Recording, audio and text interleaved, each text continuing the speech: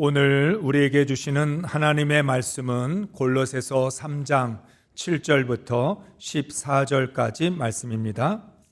너희도 전에 그 가운데에 설 때 그 가운데서 행하였으나 이제는 너희가 이 모든 것을 벗어버리라. 곧 분함과 노여움과 악의와 비방과 너희 입에 부끄러운 말이라. 너희가 서로 거짓말을 하지 말라. 옛사람과 그 행위를 벗어버리고 새 사람을 입었으니 이는 자기를 창조하신 이의 형상을 따라 지식에까지 새롭게 하심을 입은 자니라. 거기에는 헬라인이나 유대인이나 할레파나 무할레파나 야만인이나 수고디아인이나 종이나 자유인이 차별이 있을 수 없나니 오직 그리스도는 만유시요 만유 안에 계시니라. 그러므로 너희는 하나님이 택하사 거룩하고 사랑받는 자처럼 긍휼과 자비와 겸손과 온유와 오래 참음을 옷 입고 누가 누구에게 불만이 있거든 서로 용납하여 피차 용서하되 주께서 너희를 용서하신 것 같이 너희도 그리하고 이 모든 것 위에 사랑을 더하라. 이는 온전하게 매는 띠니라. 아멘. 할렐루야. 올 한 해 동안 지켜주시고 인도해 주신 하나님께 감사와 찬양과 경배를 올려드립니다. 하나님의 긍휼과 자비로 2023년 마지막 날까지 왔습니다. 에베네셀의 하나님께서 우리의 삶을 인도해 주셨고 우리를 지켜주셨기 때문인 줄로 믿습니다. 지나온 일에 감사하고 다가올 일에 미리 감사하시기 바랍니다. 2023년 한 해를 감사할 뿐만 아니라 앞으로 살아갈 2024년도 미리 감사하게 되면 하나님께서 감사로 우리의 삶을 인도해 주실 것입니다. 올 한 해 같이 함께 신앙생활 해온 분들과 인사를 나누겠습니다. 서로 인사하겠습니다. 함께 기도하고 섬기며 사랑할 수 있어서 감사합니다. 당신 때문에 행복했습니다. 사랑하는 성도 여러분, 2023년 얼마나 예수 그리스도를 본받으셨습니까? 과연 우리는 주님을 몇 % 닮았을까요? 여러분은 어떻게 생각하십니까? 나는 주님을 몇 % 닮았을까? 100%를 닮았을까? 80%를 닮았을까? 아니면 50% 이하로 닮았을까? 나는 정말 거룩한 예배자인지, 건강한 그리스도인인지, 행복한 사역자인지 스스로 묻고 점검해야 합니다. 다른 사람에게 물어보지 말고 내 자신에게 물어보시기 바랍니다. 아니, 내 안에 계신 주님께 물어보시기 바랍니다. 주님, 나는 얼마나 주님을 닮았습니까? 나는 얼마나 거룩한 예배자이고 건강한 그리스도인이며 행복한 사역자입니까? 주님께 물어보시고 그 주님의 답을 들으시기 바랍니다. 우리는 구원받은 그리스도인으로서 날마다 그리스도를 본받아야 합니다. 그리스도를 본받는 것에는 휴식도 끝도 없습니다. 하나님 나라 갈 때까지 계속되어야 합니다. 바울은 신앙생활의 목적을 분명하게 고백합니다. 표대를 향하여 그리스도 예수 안에서 하나님이 위에서 부르신 부름의 상을 위하여 달려가노라. 바울은 한 문장 속에서 그리스도인이 이 땅에서 어떻게 살아야 되는지 모든 기준을 가르쳐주고 있습니다.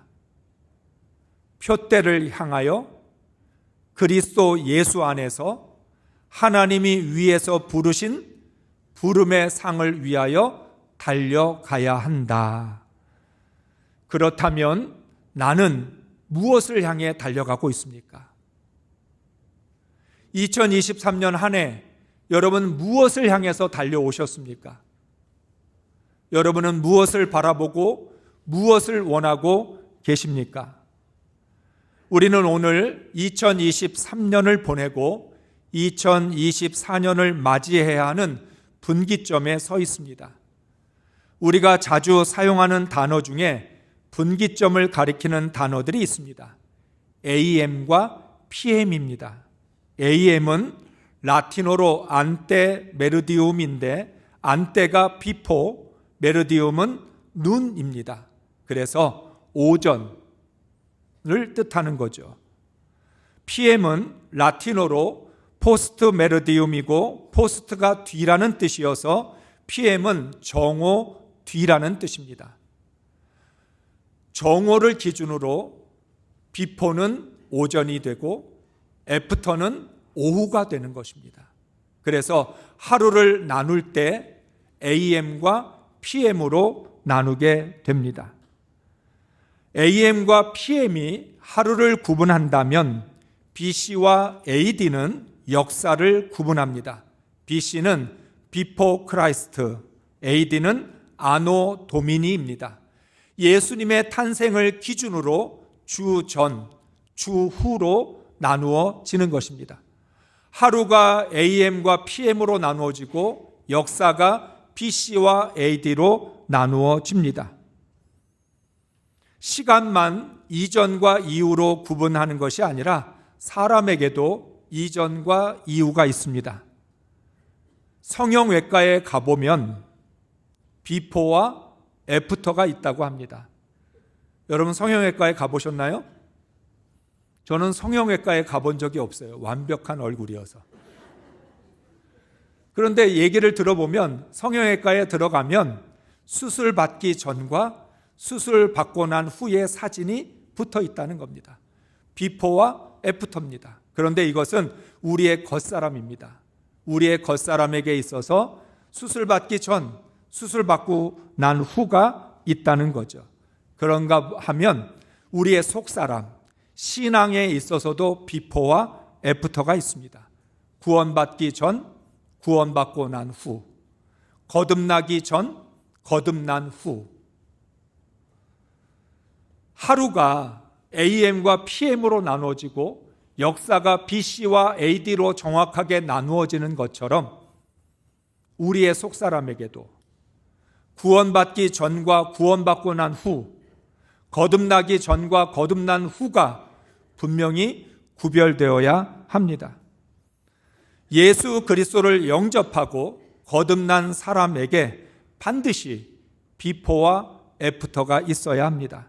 갈라디아서는 그리스도인의 비포와 애프터를 전과 이제는이라고 하는 말씀으로 나누고 있습니다. 갈라디아서 2장 20절, 21절의 말씀을 메시지 성경으로 우리 좀 천천히 곱씹어 보면서 함께 읽겠습니다. 정말로 나는 그리스도와 함께 십자가에 못 박혔습니다. 이제 내 자아는 더 이상 내 중심이 아닙니다. 나는 더 이상 여러분에게 의롭게 보이거나 여러분에게 좋은 평판을 얻고 싶은 마음이 없습니다. 나는 더 이상 하나님께 좋은 평가를 얻어야 한다는 강박관념이 없습니다. 그리스도께서 내 안에 살고 계십니다. 여러분이 보는 내 삶은 나의 것이 아니라 나를 사랑하시고 나를 위해 자기 목숨을 내어주신 하나님의 아들을 믿는 믿음으로 살아가는 삶입니다. 나는 이 삶을 저버리지 않을 것입니다. 내가 율법을 준수하거나 사람을 기쁘게 하는 종교로 되돌아간다면 그것은 하나님과의 관계에서 인격적으로 누리는 자유를 송두리째 포기하는 일이 되지 않겠습니까? 나는 그렇게 하지 않을 것입니다. 나는 하나님의 은혜를 거부하지 않을 것입니다. 하나님과의 생생한 관계가 율법을 지킴으로 이루어지는 것이라면 그리스도는 헛되이 죽으신 것이 됩니다. 아멘. 바울은 누구보다도 하나님을 위하여 열심을 품었던 사람입니다. 그 열심 때문에 사람을 죽이는 일에도 앞장섰고 예수 믿는 사람들은 모두 잡아다가 감옥에 가두기도 했습니다. 그런 바울이 예수님을 만나고 나서 예수님을 만나기 전과 예수님을 만나고 난 후가 완전히 바뀌었습니다. 바울은 뭐라고 고백하고 있습니까? 나는 더 이상 하나님께 좋은 평가를 얻어야 한다는 강박관념이 없습니다. 이 말은 예수님을 만나기 전에는 바울에게 강박관념이 있었다는 뜻입니다. 하나님의 의를 얻으려고, 하나님께 의롭다 인정받고 하나님께 믿음을 칭찬받기 위해서 그는 늘 열심히 살아왔던 것이죠. 그 강박관념을 떨쳐버릴 수 없었습니다. 뿐만 아니라 사람들에게도 좋은 평가를 들으려고, 사람들의 칭찬에 목말라 하면서 그는 살아왔다는 것입니다. 이러한 자신의 삶을 한마디로 뭐라고 이야기하냐면 내 중심의 삶이었다.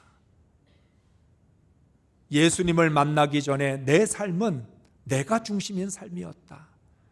하나님께 의롭다라고 인정받으려고 하는 강박관념에서 벗어나지 못했고 사람들의 말 한마디에 흔들리는 그런 신앙의 삶을 살아왔다. 그러면서 말하죠. 만약에 내가 율법을 준수하거나 사람을 기쁘게 하는 종교로 되돌아간다면 하나님과의 관계에서 인격적으로 누리는 자유를 송두리째 포기하는 결과가 되는 것이다. 개역 개정에는 바울이 이렇게 말합니다. 그런즉 이제는 내가 예수 그리스도와 함께 십자가에 못 박히고 나서 그런즉 이제는 내 삶이 더 이상 나 중심의 삶이 아니라 그리스도 중심의 삶으로 변화되었다고 고백을 합니다. 바로 바울이 말하는 그런즉 이제는이라고 하는 단어가 구원받기 전과 구원받고 난 후를 분명히 갈라놓는 기준이 되었습니다. 그런즉 이제는이라는 말이 삶의 변화를 아주 잘 표현하고 있습니다. 그리스도인들은 누구든지 바울처럼 이제는이라고 하는 전환점이 있어야 합니다. 과거와 명확하게 구별되는 이제는이 있어야 한다는 것입니다. 그렇다면 내 삶에서 이제는이라고 하는 그런즉 이제는이라고 하는 사건, 전환점이 어떻게 일어납니까? 그리스도와 함께 십자가에 못 박힐 때만 그런즉 이제는이라고 하는 삶의 변화가 일어나게 됩니다. 다시 말하면 그리스도와 함께 십자가에 못 박히지 않으면 그 누구도 이제는이라고 하는 삶의 변화가 일어날 수 없습니다. 주님과 함께 십자가의 죽음을 경험해야만 우리 삶에서 이제는이 시작이 됩니다. 사랑하는 성도 여러분, 정말 여러분의 삶에 이제는이 있습니까? 구원받기 전과 구원받고 난 후, 비포와 애프터. 과거에는 나 중심이었지만, 과거에는 하나님과 사람들에게 인정받으려고 목매달았지만, 그러나 이제는 거기에서 자유를 누리고 하나님과의 인격적인 관계에서 그리스도 중심의 삶을 살게 된 그런즉 이제는이 있냐는 거죠. 나의 지혜와 힘과 능력으로 살았던 삶에서 하나님의 뜻과 하나님의 은혜와 하나님의 능력으로 사는 삶으로 바뀌었냐는 거죠. 이것을 맥스 루케이도라고 하는 사람이 율법주의를 가지고 설명을 하는데, 이 율법주의가 오늘날 우리의 신앙과 아주 닮아 있습니다. 맥스 루케이도의 말을 우리가 함께 또 천천히 읽어보도록 하겠습니다. 율법주의자들은 구원의 배후에 있는 가장 강력한 힘은 바로 자신이라고 믿습니다. 그래서 공의를 추구하고 공의를 말하고 의로운 모임에 의로운 분파에 속해 있다면 구원받게 된다고 믿습니다. 책임에 대한 날카로운 추궁은 하나님 안에 있지 않고 바로 자신 안에 있습니다. 그 결과가 뭐냐고요? 겉으로는 광채가 나지요. 당신의 말은 선하고 걸음걸이는 똑바릅니다. 그러나 자세히 들여다보십시오. 귀 기울여 보십시오. 무언가 빠져 있습니다. 그게 무엇일까요? 바로 기쁨입니다. 그럼 당신 안에 있는 것은 무엇입니까? 두려움입니다. 이것으로는 아직 부족하다고 하는 두려움이지요. 건방진 마음입니다. 이 정도면 됐지 하는 교만입니다. 실패입니다. 뭔가 잘못을 저질렀다는 생각입니다. 율법주의는 천천히 다가오는 고통이며 영혼을 질식하게 하고 당신의 꿈을 잘라냅니다. 율법주의는 당신을 붙들기에는 충분한 종교지만 당신을 살찌우기에는 부족합니다. 아멘 하고 싶으시죠? 맥스 루케이도라고 하는 유명한 저술가가 우리의 신앙의 율법주의적인 그 신앙을 아주 잘 설명을 하고 있는데, 오늘날 구원받은 많은 그리스도인들이 여전히 율법 안에서 살아가고 있다는 거예요. 신앙생활을 율법적으로 하고 있다는 거죠. 그러다 보니까 이중적인 신앙생활을 하게 되고 외식적인 신앙생활을 하게 된다는 것입니다. 율법주의에 빠져 있으면 어떻습니까? 말은 선하고 걸음걸이는 똑바르고, 그래서 사람들이 볼 때 겉으로는 광채가 나는데 그 속에는 기쁨이 없다는 거예요. 구원받은 기쁨은 없고 거듭나고 변화된 기쁨은 없이 그냥 율법적으로 계명을 지키고 신앙의 생활 습관적으로 형식적으로 하기 때문에 겉으로는 예수 잘 믿는 사람처럼 광채가 나기도 하고 말은 선하고 걸음걸이는 똑바르지만, 그러나 그 마음 속에는 구원의 기쁨이나 구원의 감격은 없다는 거예요. 그러면 구원의 기쁨이 없으면 그 속에 무엇이 들어있습니까? 두려움이죠. 율법을 지키면서도 여전히 나는 부족해, 나는 여전히 모자라, 이런 두려움. 또 율법을 잘 지키면 건방진 마음이 있습니다. 내가 이 정도면 괜찮지, 나처럼 이만큼 신앙생활하는 사람도 없어. 그런 건방진 마음, 교만을 품게 되거나, 또 하나님께 순종하지 못하면 실패, 뭔가 잘못을 저질렀다라고 하는 그 괴로움에서 벗어나지 못하고 있다는 거예요. 그래서 그런 율법적인 신앙을 가지고 살아가게 되면 그것은 하나의 종교는 될 수 있을지 모르지만 우리의 영혼을 풍성하게 만들어줄 수는 없다, 이렇게 말하고 있습니다. 정말 많은 그리스도인들이 복음으로 살지 않고 율법으로 삽니다. 그리스도인으로 살지 않고 종교인으로 신앙생활을 하고 있다는 거예요. 그러니까 이미 우리는 율법이 아닌 복음으로 구원을 받았는데 아직도 율법에 매이고 형식적인 신앙에 매여서 살아가고 있다는 겁니다. 오늘 골로새서에서도 정확한 전에 그리고 이제는을 말씀합니다. 7절은 전에, 비포죠. 우리는 예전에는 어떤 사람이었는지 7절에서 말합니다. 8절에서는 이제는, 구원받고 나서는 어떻게 되었는지를 말씀하고 있습니다. 오늘 7절부터 9절의 말씀을 메시지 성경으로 함께 읽겠습니다. 얼마 전까지만 해도 여러분은 더 나은 삶을 알지 못한 채 그 모든 행위를 일삼았습니다. 그러나 이제 더 나은 삶을 알고 있으니 그 모든 것을 영원히 확실하게 버리십시오. 분노와 급한 성미와 비열한 행위와 불경한 것과 무례한 말을 버리십시오. 서로 거짓말하지 마십시오. 여러분은 옛삶을 청산했습니다. 그것은 맞지 않는 더러운 옷과 같아서 여러분은 이미 그 옷을 벗어서 불 속에 던져 넣었습니다. 이제 여러분은 새 옷을 입었습니다. 아멘. 구원이라는 게 무엇인지, 우리가 구원받았다는 게 도대체 어떤 의미인지를 너무나 잘 설명해 주고 있습니다. 얼마 전까지만 해도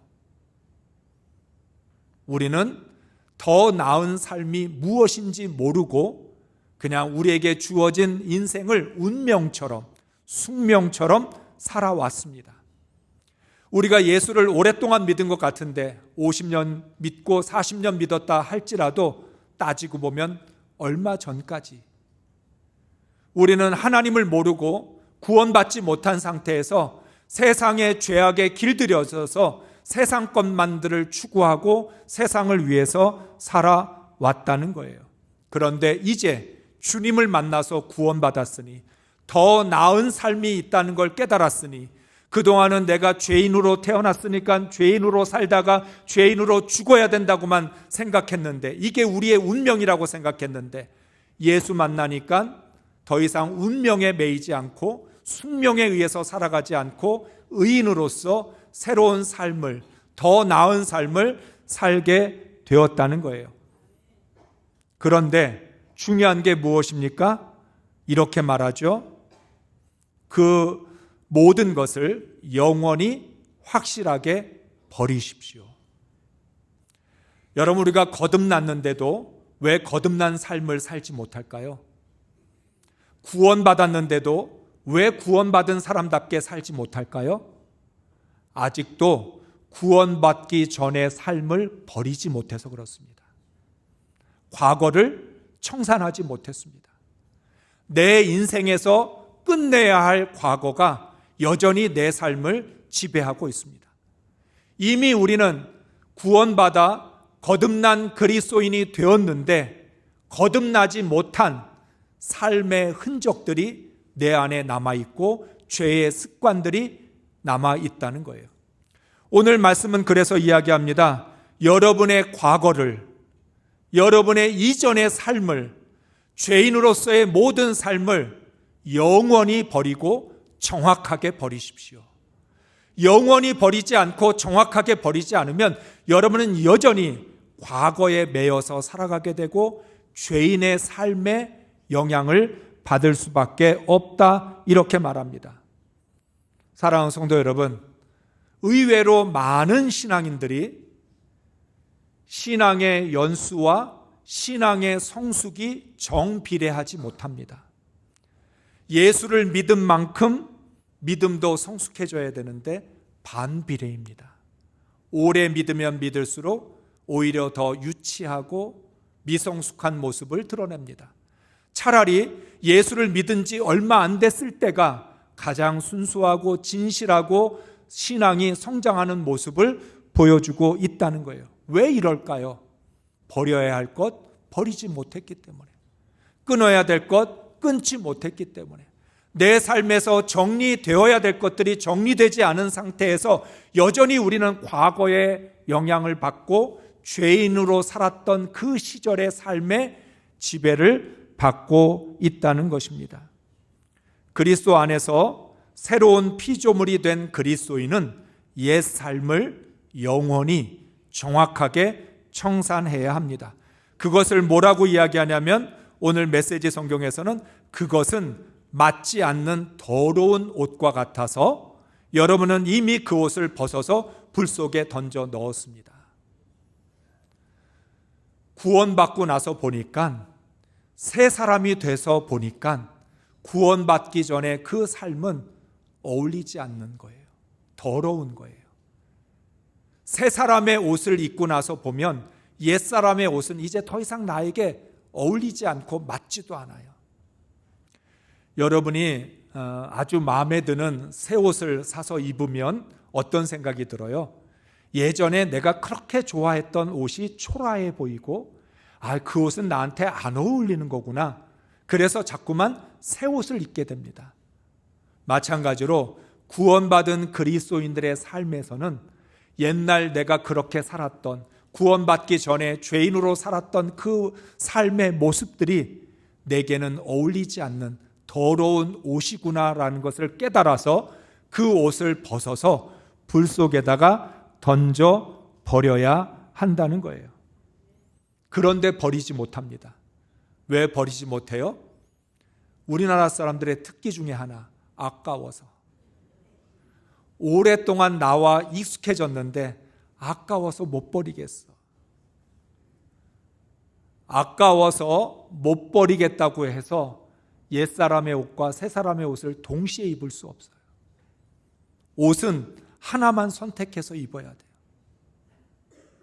이것은 서로 어울리지 않는 옷이기 때문에 아무리 아까워도, 아무리 내게 익숙해졌어도, 내게 오랫동안 길들여졌어도 반드시 벗어서 던져야, 불 속에 던져 버려야 한다는 겁니다. 왜냐하면 신분과 존재가 바뀌었기 때문입니다. 난 더 이상 죄인이 아닙니다. 나는 더 이상 과거의 사람이 아닙니다. 나는 더 이상 옛사람이 아닙니다. 나는 더 이상 거듭나기 전에 사람이 아니라는 거죠.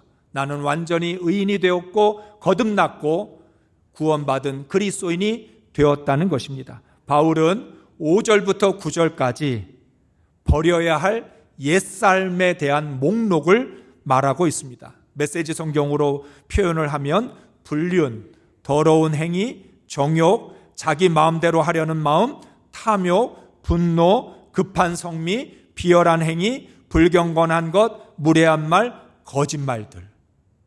이러한 것들은 우리가 반드시 버려야 될 것들이다. 불 속에 던져야 될 것들이다. 왜냐하면 하나님이 원하지 않는 것이기 때문에, 구원받은 그리스도인과 어울리지 않는 것이고 거듭난 사람과 맞지 않는 것들이기 때문에 이 옛사람의 그런 삶의 행위들을 반드시 끝내야 된다는 거죠. 2023년이 가기 전에 우리의 삶에는 끝내버려야 될 것들이 있습니다. 더 이상 내가 계속 가지고 가면 안 됩니다.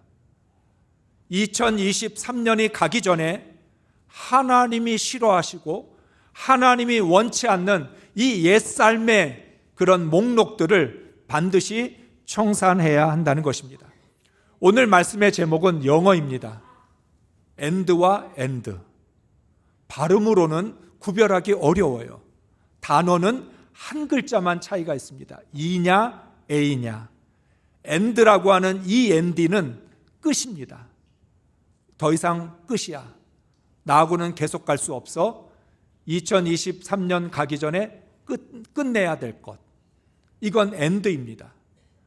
바로 오늘 하나님은 우리에게 이 한 해를 마무리하는 이 2023년 마지막 날에 너의 인생에 끝내야 될 게 무엇이냐, 버려야 될 게 무엇이고 불 속에 던져야 될 것이 무엇인지를 묻고 있는 것입니다.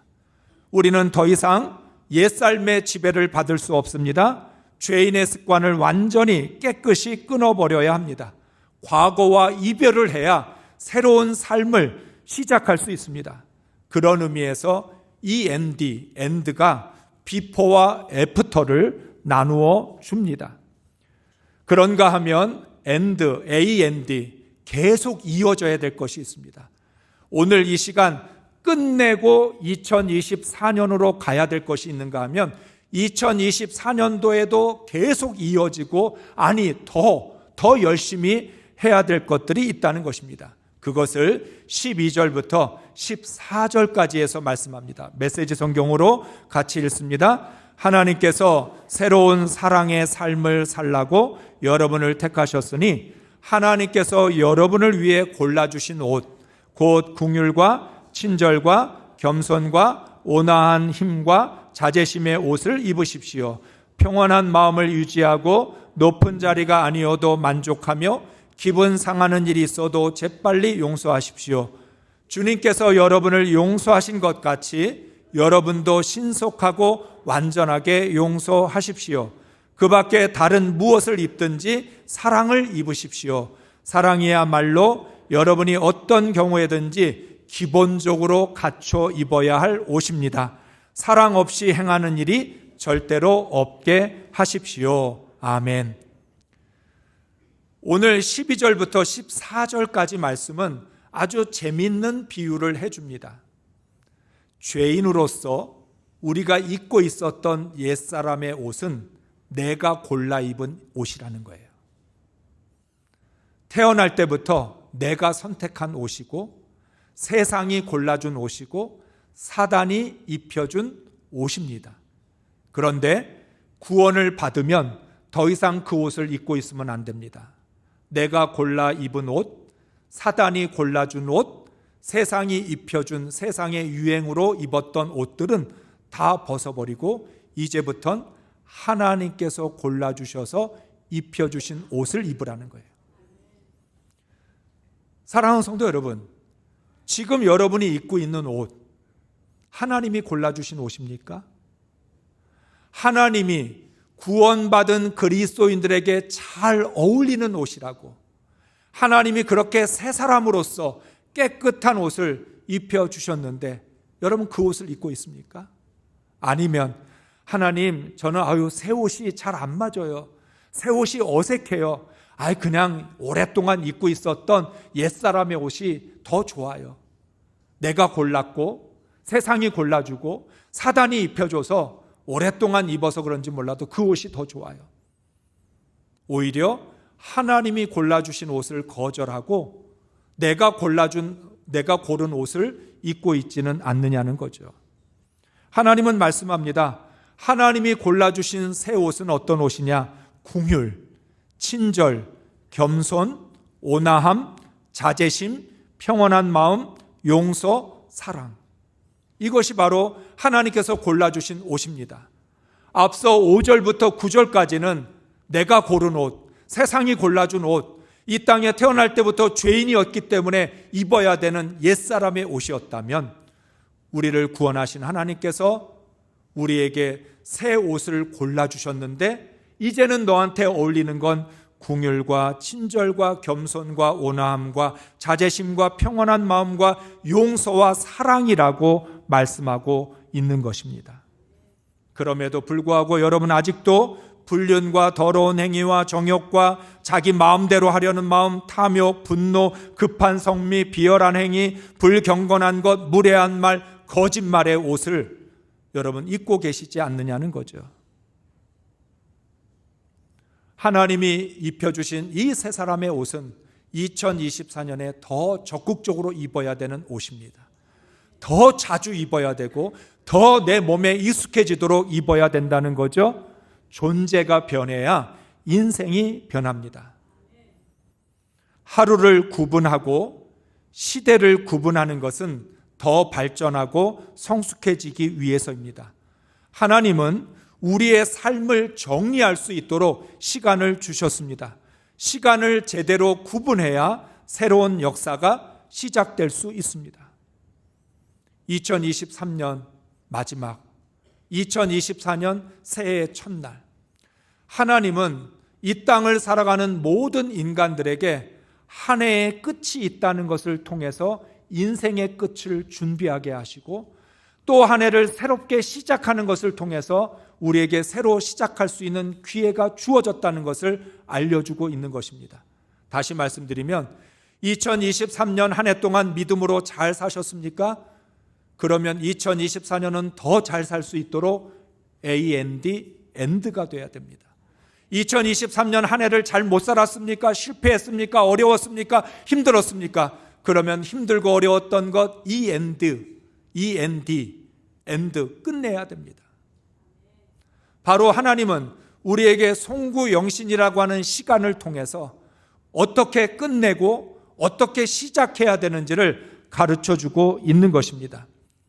이스라엘의 포로기가 끝이 나야 새 시대가 열립니다.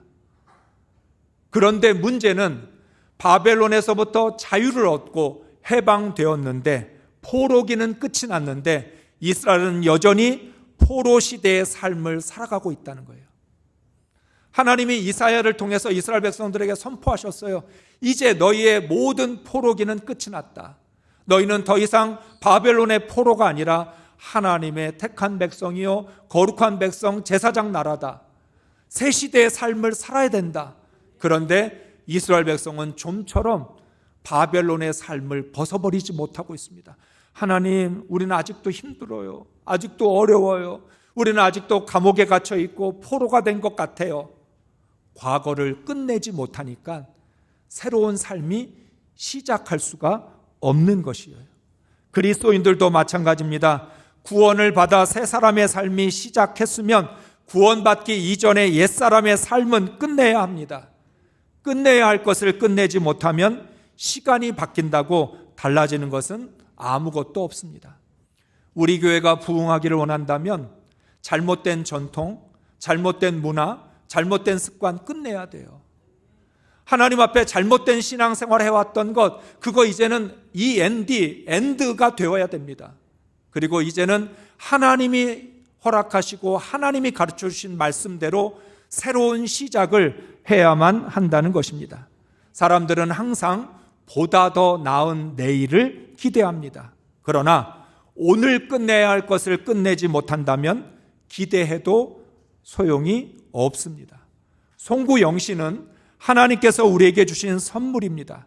시간의 변화가 삶의 변화로 이어지게 하는 하나님의 뜻입니다.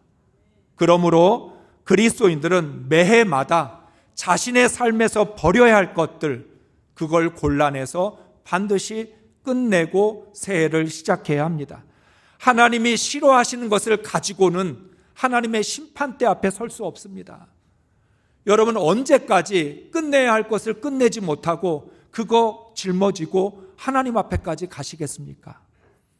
오늘 말씀을 통해서 우리는 무엇을 끝내고 무엇을 이어가야 할지 결단해야 합니다. 말씀의 제목처럼 end or end, 끝내거나 계속하거나, 뭘 끝내고 무엇을 계속해야 될지, 이것은 전적으로 하나님의 말씀을 기준으로, 하나님의 뜻을 기준으로 우리는 선택해야만 한다는 것입니다. 2023년이 가기 전에 끝내야 될 것 반드시 끝내시기 바랍니다. 2024년도에도 계속해야 될 것 무엇인지 정리를 해서 더 풍성하게 감당할 수 있기를 바랍니다. 하나님은 우리를 통해서 새 시대를 여시고 새 역사를 이루시려고 준비하셨습니다.